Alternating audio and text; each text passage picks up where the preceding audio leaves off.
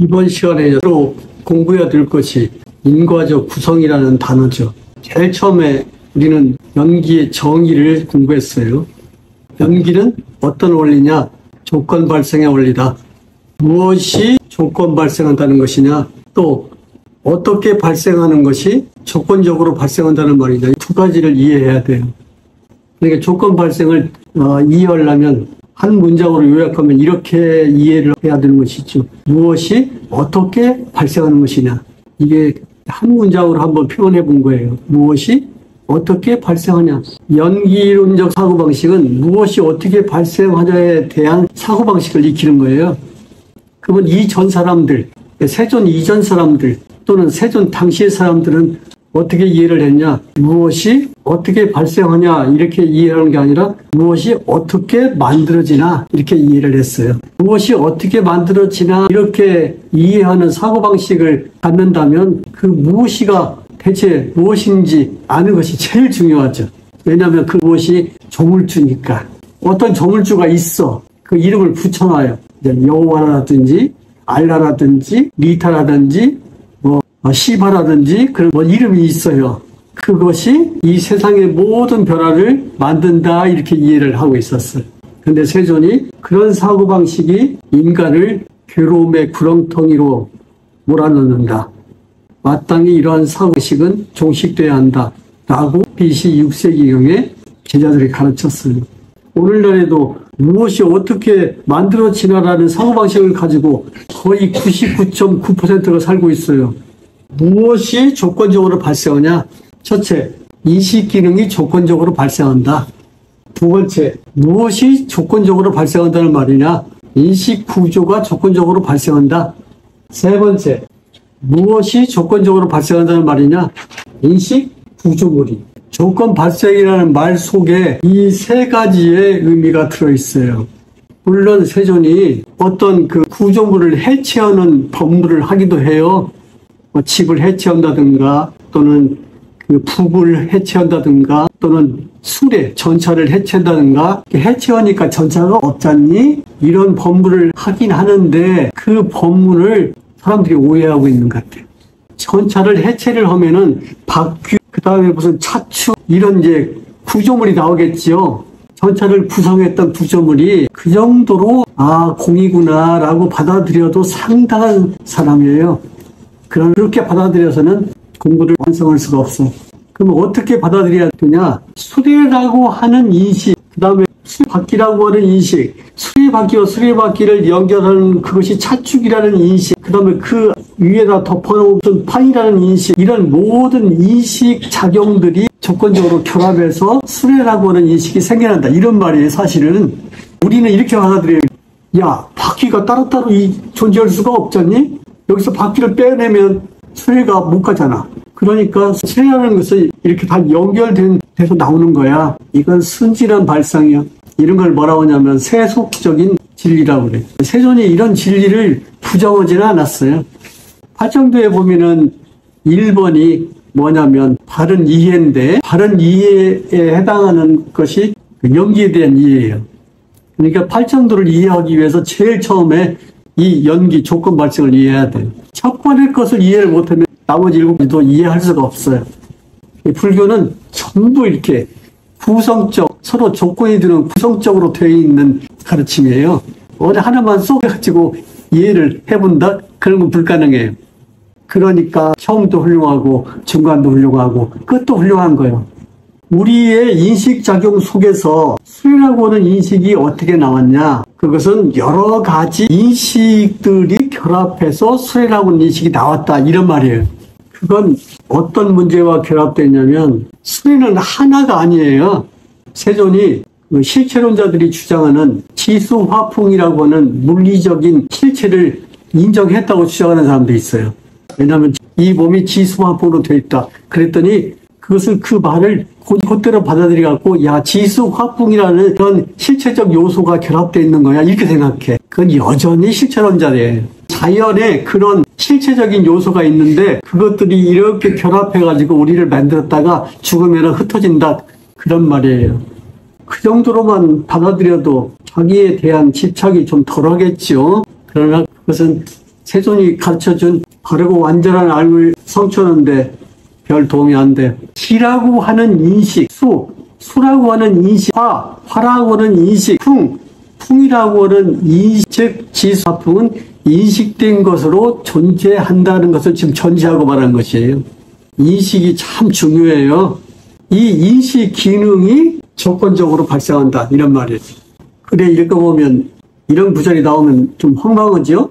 태어남과 죽음은 함께 발생한다. 아닌데 나는 1960년에 태어나고 지금 죽으려면 2030년이나 죽을 텐데 함께 있다니 그 말이 안 되지. 이 사람은 태어남과 죽음을 시간적인 거리나 공간적인 거리로 받아들여요. 나는 아직 죽으려면 멀었어. 그때도 태어남과 죽음을 실체적인 그런 존재로 받아들이기 때문에 그렇게 이해가 안 되는 거예요. 이렇게 이해하면 돼요. 태어남이라고 하는 인식이 있으려면 죽음이라는 인식이 함께 있어야 한다. 그런 말이에요. 불교는 쉬워요. 뭐 쪼개고 뭐 필요가 없는 거예요. 부자와 가난한 사람은 함께 나타나요. 왜 그러냐면 부자라고 하는 인식이 없다면 가난하다고 하는 인식이 성립이 안 돼요. 내가 뭔가 부자라고 하는 인식을 머릿속에 갖고 있으니까 그 기준으로 가난한 사람을 지금 인식하는 거예요. 이해했죠? 이쁜 놈하고 미운 놈하고 인식 기능 속에서는 함께 나타나요. 이쁜 놈이라고 하는 인식이 이 안에 기억되어 있으니까 그 기준으로 봤을 때 그에 못 미치는 어떤 사람을 보면 못생겼네 라고 하는 인식이 생기는 거예요. 경에 보면 서방 정토에 대한 묘사가 있는데 여러분이 이제 죽음을 맞이하면 서방 정토에 이제 가게 될 건데 거기 사람들에 대한 묘사 중에 이런 구절이 있어요. 사람들의 얼굴이 다 똑같아. 못생긴 놈, 잘생긴 놈이 없어. 재밌는 묘사요. 왜? 못생긴 놈, 잘생긴 놈 이런 구분이 없는 이유가 뭐예요? 거기 가면 못생겼다고 하는 인식, 잘생겼다고 하는 인식, 나의 인식이 사라진다는 거예요. 낮과 밤은 함께 있어요. 낮과 밤은 함께 나타나고 함께 사라져요. 그랬더니 밤이 가야 낮이 오잖아요. 낮이 가야 밤이 오잖아요. 맞죠? 그 말. 맞아요. 불교가 말하는 조건 발생은 인식이 조건적으로 발생한다는 말이에요. 낮이라고 하는 인식이 있기 때문에 밤이라고 하는 인식이 생겨난다. 이런 말이에요. 세존이 말씀하신 대로 설명을 하면 낮이라는 인식을 조건으로 밤이라고 하는 인식이 생겨난다. 알겠죠? 조건 발생은 그림으로 보면 이런 거예요. 이게 지금 두 개의 막대기를 이렇게 기대놓은 거예요. 여기 A, B. 이게 조건 발생이에요. A는 B를 조건으로 서 있는 거예요. B는 A를 조건으로 이게 함께 나타나는 거예요. A라고 하는 어떤 실체적 존재를 생각하면 안 돼요. 인식 기능이 그렇다는 거예요. A라고 하는 인식은 B라고 하는 인식에 기대어서 생겼다. 참 기묘해. 이 한 인간이 가지고 있는 식은 사물을 여러 가지로 막 복잡하게 분화시키는 게 아니라 이렇게 대칭적으로 분화를 시켜. 간단한 방식이면서 굉장히 심오하지. 한 인간이 가지고 있는 식이라는 것은 만 가지를 식별할 수 있는 지혜가 있을 뿐만 아니라 그 식별 작용이 잡이라는 것을. 아무튼 조건 발생이라는 것은 인식 기능이 조건적으로 발생한다는 말이라는 것을 일단 받아들여야 돼요. 명심해야 돼요. 태어남과 죽음은 함께 있어요. 어디에? 우리의 인식 속에. 내가 태어났다 또는 내 손자가 태어났다 이렇게 말하는 것은 손자가 언젠가는 죽을 것이라는 인식과 함께 있어요. 그런데 태어남만 보이고 죽음은 보이지 않잖아요. 근데 보이지 않지만 태어남 그 옆에 이렇게 함께 나타나 있어요. 경에 아름다운 이야기가 있는데 공덕녀와 흑암녀의 얘기입니다.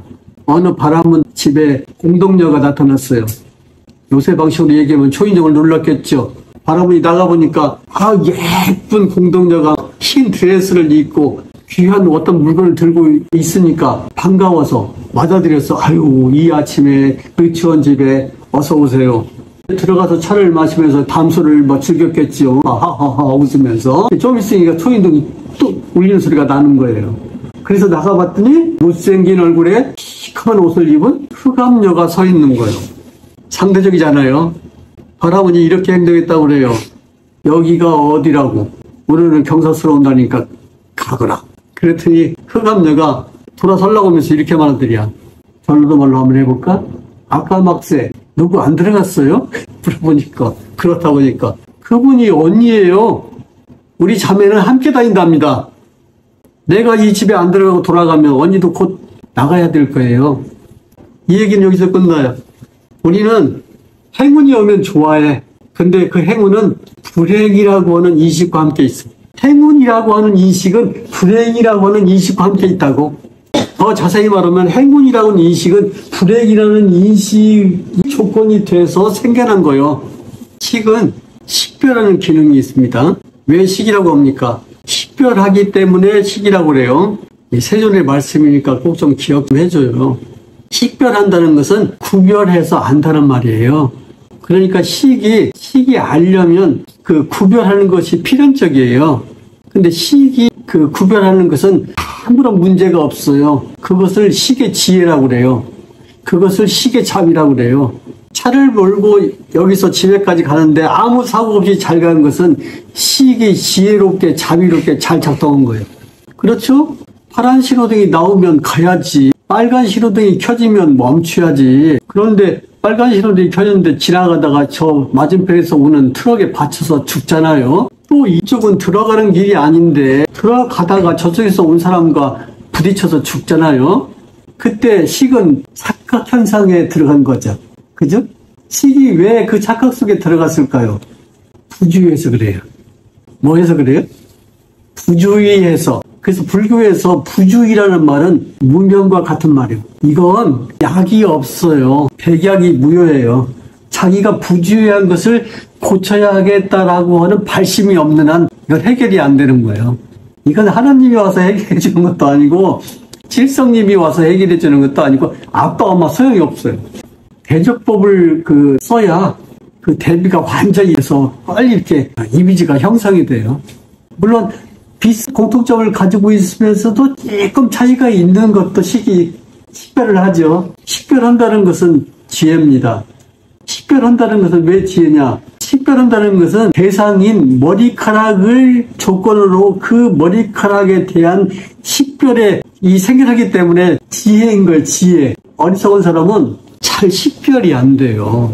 왜 식별이 안 되냐면 주의를 기울이지 않았을 뿐만 아니라 자기 그 식에 탐욕을 걸어놓은 거예요. 식은 자비롭고 지혜로운 거지만 탐욕에 사로잡히면 식은 기능을 상실해요. 식은 한 생에 자기가 경험한 모든 내용을 싸짊어지고 떠나갑니다. 어디로 떠나갈까요? 그 대상을 다시 일으킬 수 있는 곳으로. 그곳이 어디냐면 육처예요. 자기가 썼던 육처 속에서 죽고 그 육처를 갖고 다시 태어나요. 그 육처를 획득하는 것이 태어남이라고 정의되어 있잖아요. 인식 기능이 조건적으로 발생한다. 이거 명확히 이해해야 됩니다. 아버지가 있다는 것은 아버지의 존재가 있다는 게 아니라 아버지라고 하는 인식이 나에게 있다는 거예요. 이해했죠? 이 아버지라고 하는 이 인식은 어떻게 생겼냐면 어머니라고 하는 인식을 조건으로 생긴 거예요. 그리고 이거 우리 아버지요 라고 하는 인식은 왜 생기냐면 저쪽에 철순의 아버지를 조건으로 생긴 거예요. 철순의 아버지는 우리 아버지가 아니잖아. 인식 기능은 조건적으로 발생한다고.